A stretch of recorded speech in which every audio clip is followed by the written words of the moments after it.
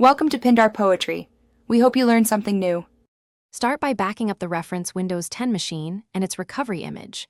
Verify activation status and install all required drivers and Windows updates. Enter audit mode by pressing Ctrl plus Shift plus F3 after setup completes. Remove user accounts, temporary files, and machine-specific keys before you proceed. Create an unattend.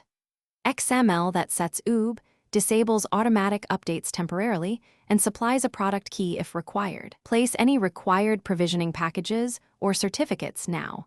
Test the system for stability and document installed software and drivers precisely.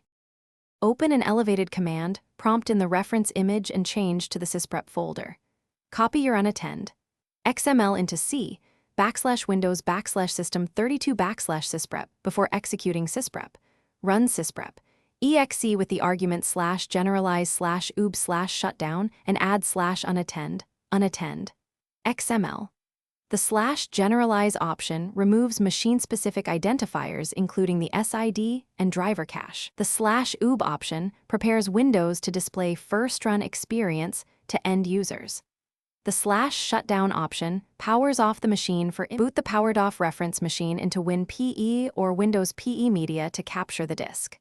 Mount drives in WinPE and confirm the Windows partition letter, often C, in WinPE. Capture the image using dism/captureimage/image file, d/images/install. Wim/capture dir, c, /name, Windows 10 reference/compress, maximum. Store the resulting WIM on a separate storage device or network share for deployment. Apply the image to target hardware using dism/applyimage or image deployment tools. Test the deployed system for drivers, network connectivity, and proper activation.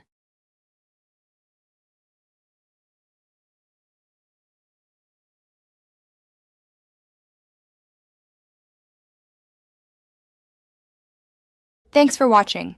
Consider subscribing if we helped you.